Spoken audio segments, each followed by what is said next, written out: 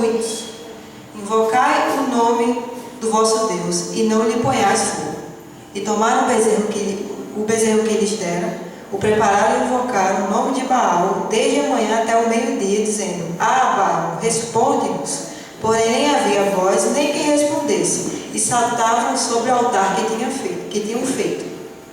E sucedeu que ao meio-dia, Elias zombava deles e dizia: Clamai em altas vozes, porque ele é um Deus. Pode ser que ele esteja falando, ou que tenha alguma coisa para que fazer, ou que intente alguma viagem. Talvez esteja dormindo e despertará. E eles clamavam em altas vozes e se retalhavam com facas e com lanceiras, conforme ao seu costume, até derramarem sangue sobre si. E sucedeu que, passado o meio-dia, profetizaram eles, até que a oferta de manjares se oferecesse. Porém não houve voz, nem resposta, nem atenção alguma. Então Elias disse a todo o povo: Chegai-vos a mim. E todo o povo se chegou a ele. Então restaurou o altar do Senhor, que estava quebrado. E Elias tomou 12 pedras, conforme o número das tribos dos filhos de Jacó, ao qual veio a palavra do Senhor, dizendo: Israel será o teu nome.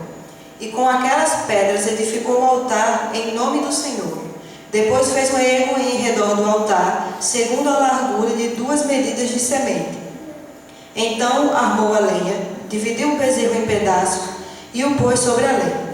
E disse: Enchei de água 4 cântaros e derramai-a sobre o holocausto e sobre a lenha. E disse: Fazei-o segunda vez, e o fizeram segunda vez. Disse ainda: Fazei-o terceira vez, e o fizeram terceira vez. De maneira que a água corria ao redor do altar e até o ermo encheu de água.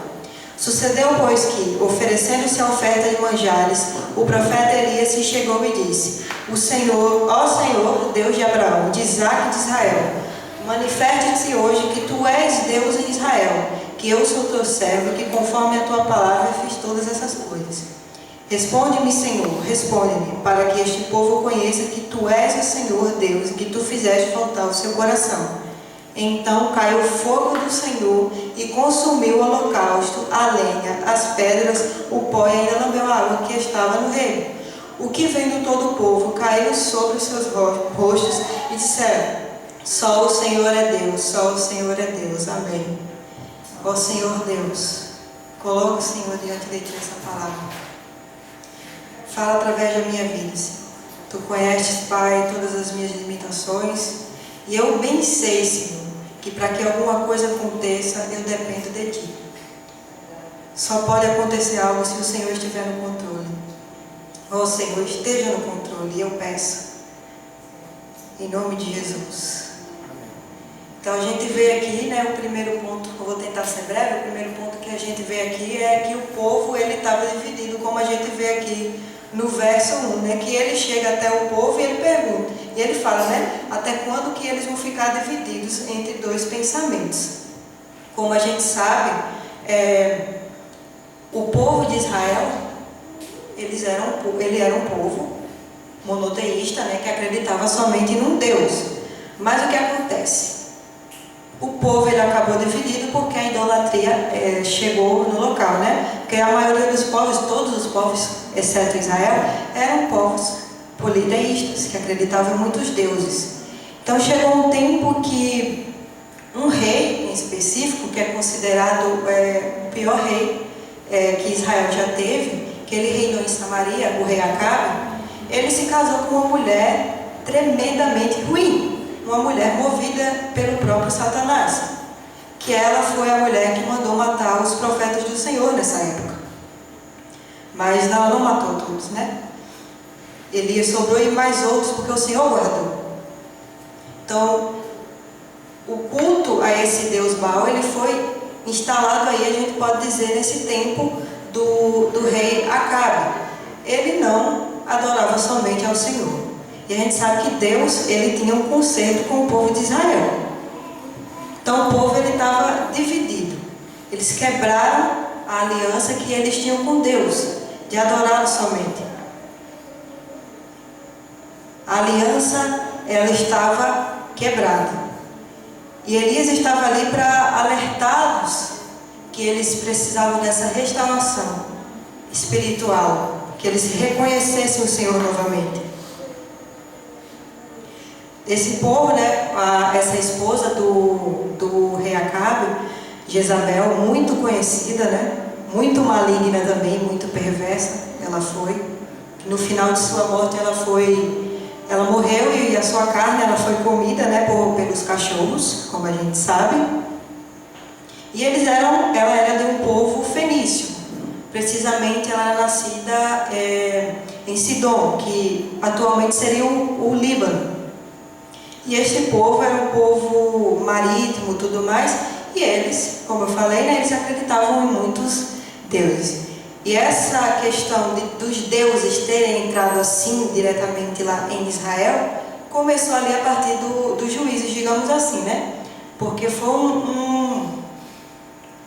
o povo era indo contra Deus e depois Deus permitia que eles fossem entregues a outros povos, eles eram lá massacrados, depois eles clamavam a Deus e assim por diante. Era desse jeito até eles tomarem vergonha na cara, mas era assim. Então o povo ele estava dividido, a aliança ela estava quebrada nessa situação aqui. O segundo ponto aqui, desafio aos profetas no verso 24, que o Elias ele chama, né? Ele chama os profetas para esse desafio. Quem era Deus? Quem era o Senhor? Porque Baal, esse nome significa Senhor ou dono. Então, já vemos aí uma coisa bem marcante. Então, a gente vê esse desafio aos profetas, porque Elias, ele tinha convicção aqui de quem ele servia. Ele sabia muito bem, ele estava vendo o povo perdido na idolatria, completamente distante de Deus. Que a gente sabe que a idolatria é um dos pecados mais graves. É um dos pecados graves, né? Eu lembro muito bem, porque idolatria, eu falo já, idolatria é uma coisa assim, que você não precisa ser somente imagens, mas também objetos, ou pessoas, ou coisas que você não quer abrir mão, que você sabe que é errado, que vai contra a vontade de Deus, que você não quer abrir mão disso. E eu lembro um tempo, já depois de convertida, que eu tinha uns DVDs e CDs, que ao meu ver podia ser nada demais. Mas a partir do momento que isso quer tomar uma relevância, quer tomar um espaço de Deus, aí já é pecado. Quando a gente pega o nosso tempo, tem mais dedicação a isso do que a dedicação na presença de Deus. Já é uma idolatria, porque a gente está colocando outra coisa no lugar de Deus. E eu lembro que eu tinha esses DVDs, eu não queria abrir mão, eu tinha pena de jogar fora, eu sabia que aquilo ali não edificava em absolutamente nada na minha vida, que não acrescentava em nada. Eu sabia que eu tinha que me livrar daquilo. Era uma coisa que era uma constância. Eu gostava muito de estar vendo, eu gostava muito de estar ouvindo quando eram os cantores lá que eu gostava. Mas chegou um tempo que eu disse, eu cheguei assim, senti, né, no meu coração. Se Deus é Deus, Ele é o meu Senhor, eu o recebi, Ele me bastava, a sua graça me basta. Eu não preciso dessas coisas para ser feliz, eu já tenho Deus. Então o que foi que eu fiz? Não senti nem dor no meu coração. Peguei aqueles DVDs, arranhei tudo no chão e joguei no lixo. Pronto, me livrei. Deixei para lá. Então a gente vê aqui como esse desafio de Elias para esses profetas, eu acentuei assim, como uma luta, um chamado para uma luta para a verdade ser mostrada. Por quê? Porque esse povo estava certo. Esse povo, eles cresceram ouvindo as histórias dos antepassados deles. Eles ouviram o que Deus fez por eles, como Deus sempre proveu, como Deus sempre guardou, como Deus sempre protegeu e deu livramento. Eles sabiam disso, mas eles decidiram ter essa inclinação para o mal, essa inclinação a Baal para adorá-lo.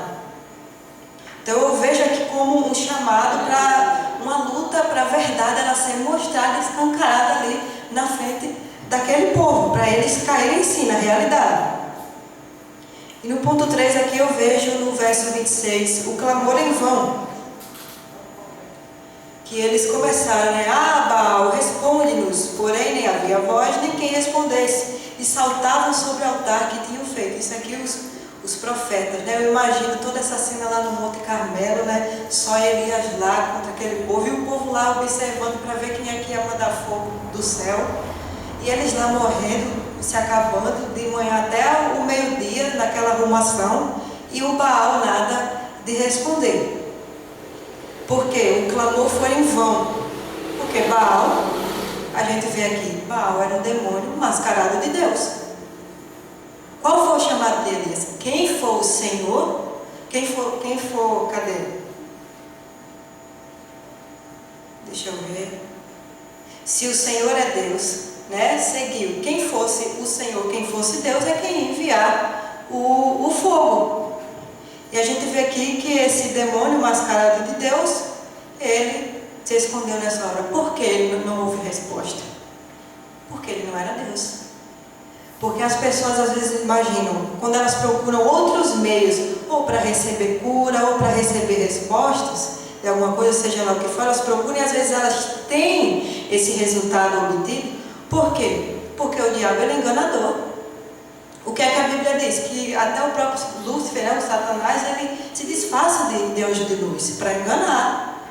Para enganar. Quando a gente vê alguma coisa, alguém buscando algo fora da vontade de Deus e dando certo, e a gente sabe que é errado, mas nossa, por que isso aconteceu tão rápido? Porque Satanás, ele engana. Ele disfarça o mal em bem. Ele disfarça muito bem.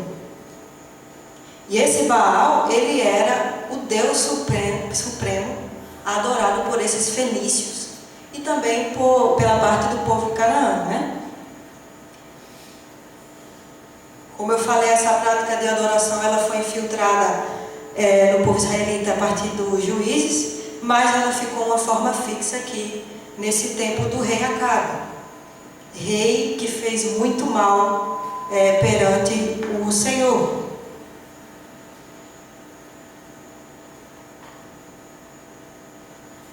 Ponto 4. No verso 30 a gente vê, né? A restauração do altar no verso 30. Então, Elias disse a todo o povo, chegai-vos a mim. E todo o povo se chegou a ele. Então, restaurou o altar do Senhor que estava quebrado.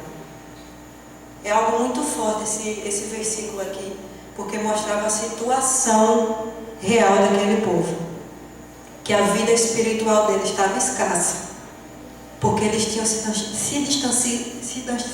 distanciado completamente da presença de Deus.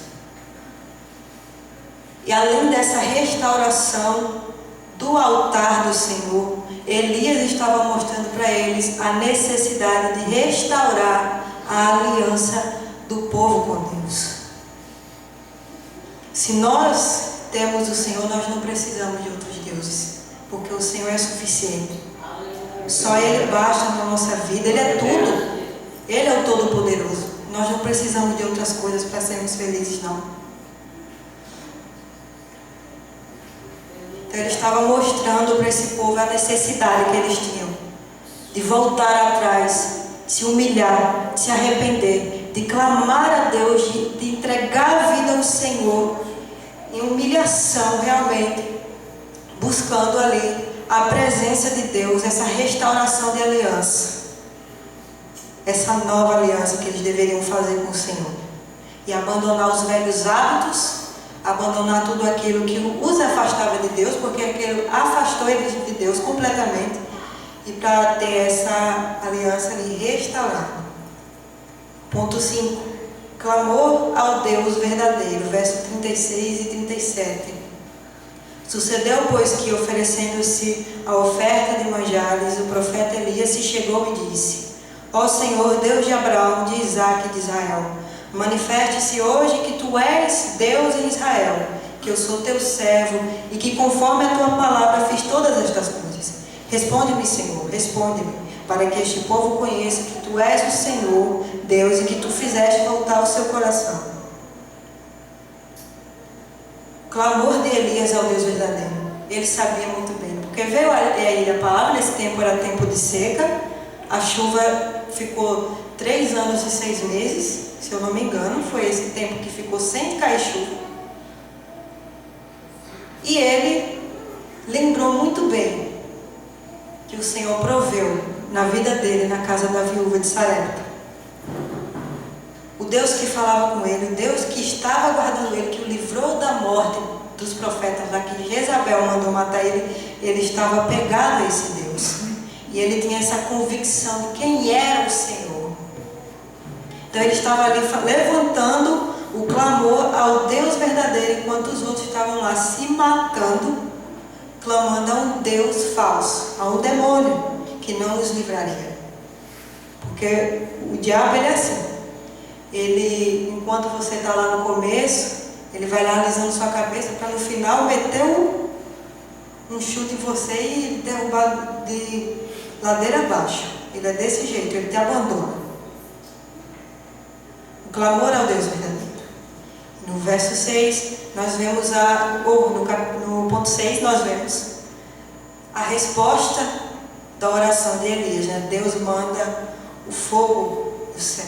Então caiu o fogo do Senhor e consumiu o holocausto. E o nome do Senhor foi glorificado no meio deles. Amém? Ali eles puderam ver quem era Deus, que aqueles que eles iam lá oferecer holocausto suas vidas, porque esse Deus, esse Baal, eu estava vendo umas fotos ilustrativas dele, o bicho feio. Eu não sei como é que esse povo tinha coragem de estar diante do negócio daquele adorando. Sei que é errado, pode ser bonito, pode ser mais bonita, pode ser mais feia, a gente sabe que tudo é pecado, mas eu não sei como é que esse povo não se assustava. Um negócio feio daquele, o bicho com a cara de um boi. E o povo pegava crianças, os bebês, as mães estavam lá perto, e eles ofereciam para esse Deus. Que Deus é esse? O Satanás. E Deus, o Senhor, o Deus verdadeiro, Todo-Poderoso, enviou o fogo do céu que consumiu o holocausto, a lenha, as pedras, o pó, e ainda lambeu a água que estava ali no varejo. E no verso 39 a gente vê que eles reconhecem que só o Senhor é Deus. Volta o filho pródigo para a sua casa. O que vendo todo o povo caíram sobre os seus rostos e disseram: só o Senhor é Deus, só o Senhor é Deus. Eles reconheceram. Eu imagino eles observando aquela cena do pessoal lá, os profetas lá se matando, se cortando, faltando morrer lá duro no chão, no sol quente, dor por vista, lá se matando. Meu Deus, chega Baal, e Baal nada de responder. E eles viram aquele lá que estava sozinho, que aparentemente estava sozinho, mas não estava, porque o Senhor estava com ele, os exércitos do Senhor também ao seu redor. E eles veem que aquele homem, a única voz que estava ali naquele momento, orou ao Senhor, e o Senhor Deus Todo-Poderoso mandou fogo do céu, e eles reconheceram nesse momento que só o Senhor é Deus. E eles não puderam ficar de pé diante da sua glória, porque eles caíram em rosto, e nós não conseguimos ficar de pé diante da glória do Senhor. Não há como ficar normal na presença do Senhor.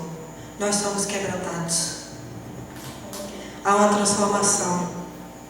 Os nossos olhos são abertos, somos curados da cegueira espiritual e reconhecemos que só dele e somente ele é quem pode, é o Todo-Poderoso. Somente ele é que é necessário na nossa vida. Uma criatura não pode dar alegria a outra criatura, uma alegria completa. Um objeto, uma situação prática, não podem dar alegria a uma criatura. Mas o Senhor, Ele nos dá a completude a partir do momento que o Espírito Santo Ele habita em nossa vida. Quando nós sabemos quem é o Senhor, tudo muda. O medo que pode nos apavorar, seja com qualquer situação for, ele não tem mais vez, porque ele tem que cair por terra. A ansiedade também, a depressão, ela não tem vez. Há esses problemas, mas eles não são maiores que o nosso Deus. Não tem como ficar normal de pé diante do Senhor. O Deus que criou todas as coisas, que todas as coisas são sustentadas por suas mãos. depois de tanto tempo, de tanto vai e vem, eles puderam ver quem era o Senhor ali. E eu fiz mais aqui 4 pontos em destaques. Longe, só acrescentando mesmo, né? O que eu aprendi, o que eu aprendo com essa passagem, que nós devemos estar distantes da servidão de Baal. O que é que a gente vê aqui no verso 28? E eles clamavam em altas vozes e se retalhavam com facas e com lancetas, conforme o seu costume, até derramarem sangue sobre si. Que Deus é esse? Que Deus Baal é esse que maltrata os seus servos? Que faz os seus servos chegarem a esse ponto? Clamaram, não houve resposta. O que eu vejo longe da servidão de Baal, aí eu já trago aqui a questão do pecado. Porque o pecado ele é o seguinte: quando está ali no começo, a gente vai querendo buscar, vai achando bom, mas ele maltrata, ele fere, ele rasga, ele arranca pedaços, ele faz sangrar. E a pessoa, quem está cego, deve ver, não, está maravilhoso. Se alguém for falar contra aquilo, porque a gente fala não é porque a gente tem ódio, é porque a gente sabe que aquilo faz a criatura se distanciar de Deus. Ao contrário, a gente fala por amor às vidas a respeito do pecado. Por isso que muitos não aguentam e querem sair das igrejas, porque quando começa a falar a verdade, porque o pecado, ele te maltrata, ele te esculhamba, ele te deixa só o pó, assim como Baal deixou esse povo chegar a esse ponto, se cortando, se autoflagelando, maltratando a si mesmos. Que Deus é esse? Eu não quero estar debaixo dessa servidão. Eu pertenço ao Senhor e vocês também, em nome de Jesus. Só o Senhor é Deus e só Ele é dono da nossa vida. E só a Ele adoraremos e só a Ele exaltaremos.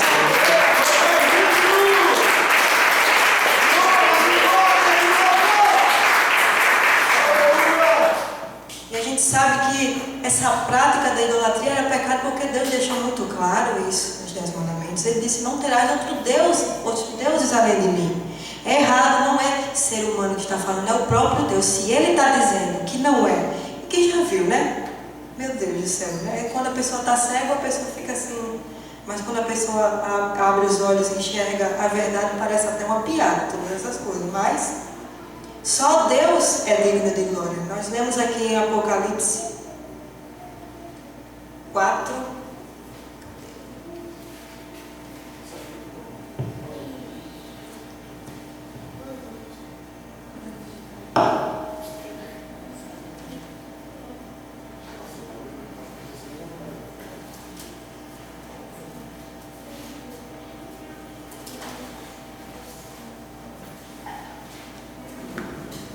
Apocalipse 4, verso 11.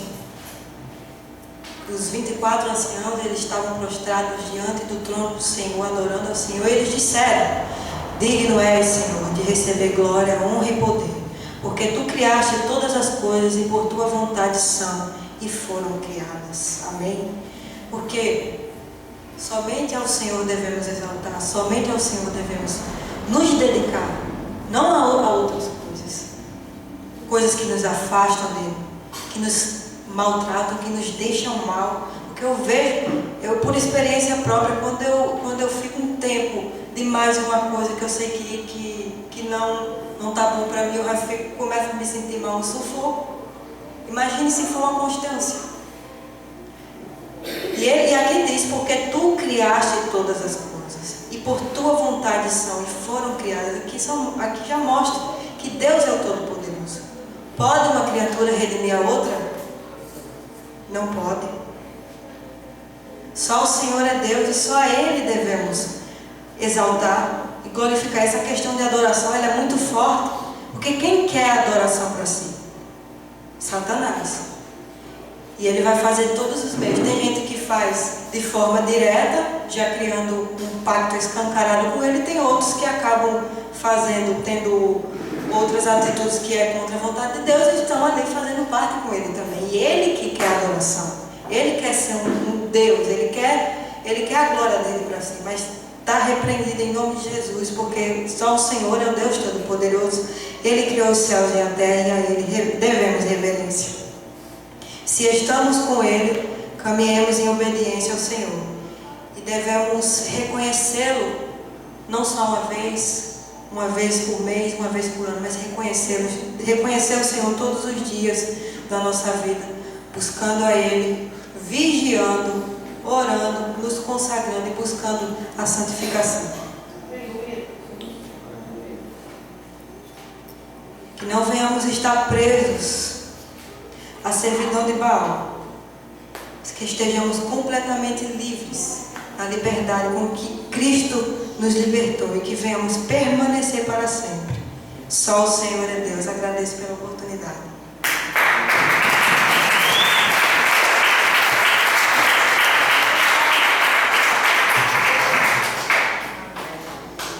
Entenderam aí o mistério? A Igreja Nacional não é uma igreja que tem pregadores não, né? Tem pregadoras também. Eu sei que a irmã Helena é curada, ela não vai se achar, porque no dia que ela se achar, Jesus estourou o balão dela. Mas eu conheço uns 50 pastores que não sabem trazer uma mensagem como essa, que ela trouxe hoje, uma pregação expositiva, na palavra, interpretando e aplicando. Não se acha não, viu, irmã? Jesus vacina em seu coração, porque muitas vezes a gente desce o cacete, o pau, cacete, aqui no Nordeste é pegar uma vara, um pau, e dá nas costas do indivíduo. E na hora de elogiar, a gente não elogia, né? Humilha em público, se for preciso, mas a gente corrige as pessoas no privado e elogia em público. Tem pastores por aí, meu irmão, que é 15 minutos de palavra na igreja dele. Mas aqui tem adolescente que traz esse tipo de mensagem poderosa. E é a mensagem que a gente está precisando aqui em Taboca. Aqui tem um Baal que precisa ser destronado, irmão. Esse Baal que cega a mente das pessoas, que resiste à pregação do Evangelho. Não é? Outro dia eu convidei uma menina para vir um culto, ela disse: eu não vou nem na minha igreja, vai na dos crentes. Muitos adolescentes que não pisam os pés aqui porque os pais fazem oposição. Como é que vamos vencer essa idolatria aqui em Tabocas, hein? Como é que nós vamos vencer? A irmã Elaine trouxe a receita. Não estou pregando que a senhora pregou não, viu, irmã? Deus me livre. Que tem pastor que eu vou pregar tudo de novo. A irmã Elaine trouxe a receita para vencer a idolatria aqui em Tabocas. Em qualquer canto no Brasil, nós estamos falando da nossa realidade. O povo estava cocheando em dois pensamentos. E ali ele disse: até quando vocês vão estar cocheando em dois pensamentos, adorando a Deus e a Baal? Como é que vamos confrontar a idolatria do povo? Daí do mundo, irmão, se muitas vezes a gente está flertando com a idolatria. Mas mesmo os crentes ficam: não, isso aqui não tem nada a ver, não tem nada a ver, irmão. Essa questão da idolatria é muito séria. Qualquer pastor sério que queira fazer um trabalho sério dentro da palavra sofre nos períodos festivos do mundo. Chega no mês de janeiro, vem aquela batalha, chega o mês de janeiro, o discípulo fica: eita, mas tinha crente na festa esse ano. Aí eu não estava lá não, Satanás, viu?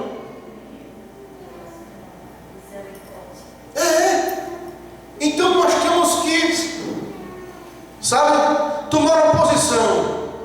Não vou ficar flertando, namorando, não vou ficar relativizando a idolatria, porque Deus condenou a idolatria.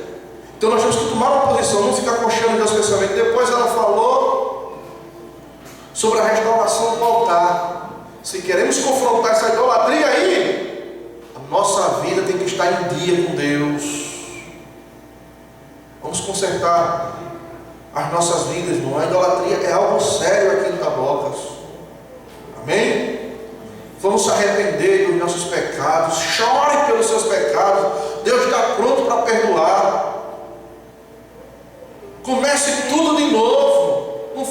Sansão, que depois que ele tocou no leão morto, ele continuou a vidinha dele como se nada tivesse acontecido, quando na verdade ele era para ter zerado o voto, raspava a cabeça e começar do zero. Não, mas ele insistiu, continuou, e olha o final dele.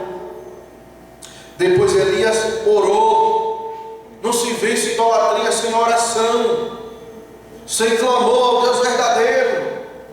E é por isso que eu bato na tecla. Nunca mais eu preguei aqui sobre oração, com medo do povo pensar que eu não tinha outro assunto para pregar. Mas nós temos que orar.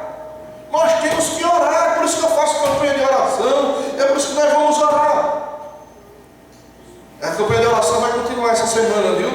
Nós vamos continuar orando mais uma semana pela família de irmão Rony. Aí tem irmão que pensa, e não vai orar pela minha família não? Isso é só simbólico, nós oramos por todas as famílias, mas a sua será apresentada também, como será a família escolhida da semana. Inclusive essa semana, amor, eu vou estar pregando descalço durante a semana, entendeu?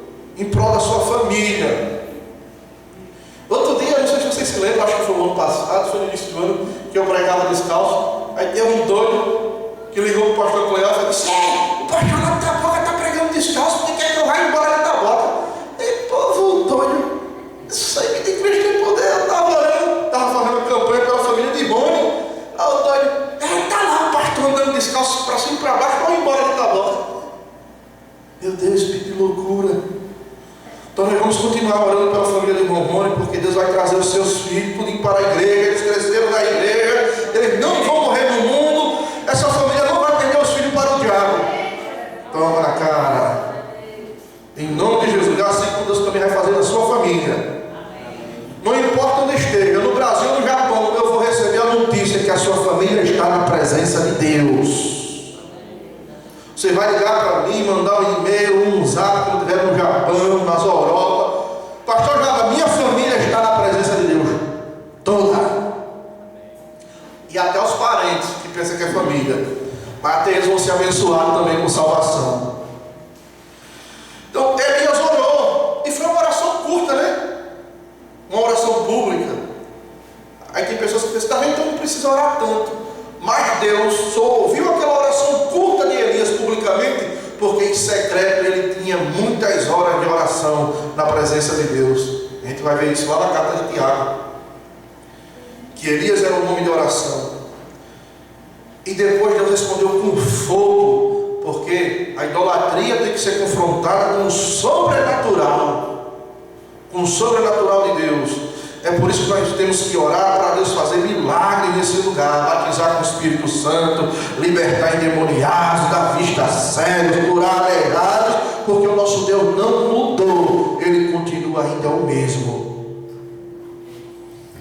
Amém? Quantos creem que Deus não mudou? Então como é que vai ser a campanha de oração?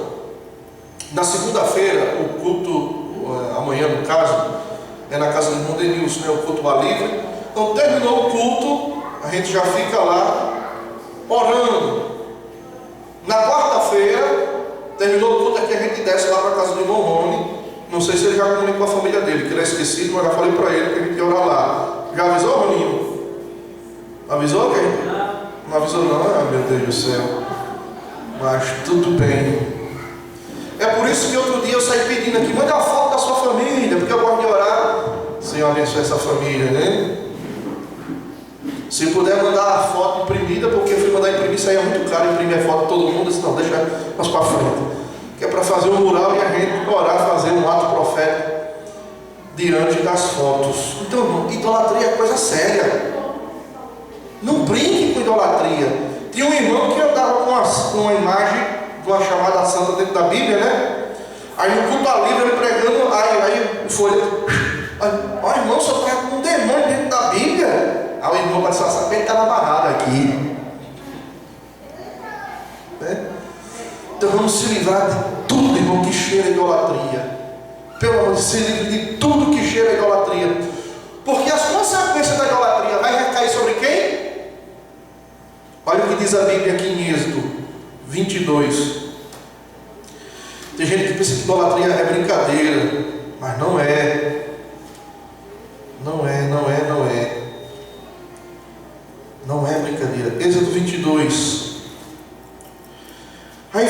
você, meu Deus, porque meu filho está no mundo, por que meu filho está se envolvendo com isso, ou se envolvendo com aquilo? Vamos ver se a Bíblia fala alguma coisa sobre isso. Êxodo 22, Êxodo 20, melhor dizendo.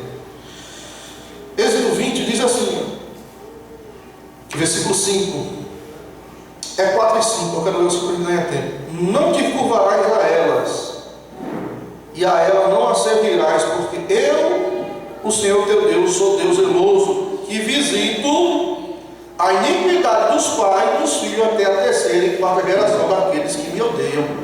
Isso é muito sério, irmão.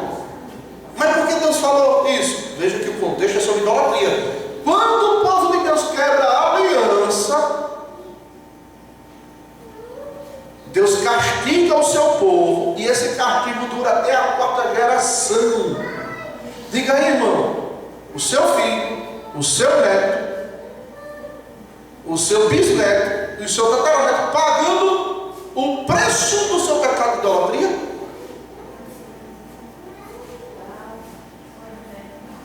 Não brinque, meu Deus, meu filho cresceu na igreja.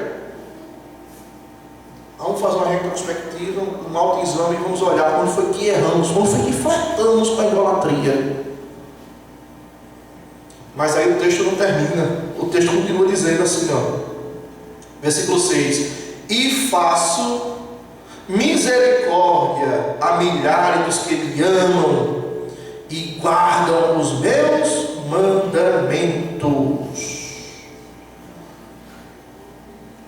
Ou seja, se há uma maldição hereditária por causa do pecado da idolatria, existe também uma bênção hereditária sobre aqueles que guardam os mandamentos de Deus. Uma bênção que vai acompanhar o seu filho, o seu neto, o seu bisneto e o seu escanjaneto. Lá na frente você não vai estar mais aqui na terra, mas os seus descendentes desfrutando das bênçãos de Deus, decorrido da sua obediência. Isso aqui é uma maravilha, irmão. Glória a Deus. Como diz Rafael, Jesus é bom e o diabo não presta. Amém? Vamos ficar de pé.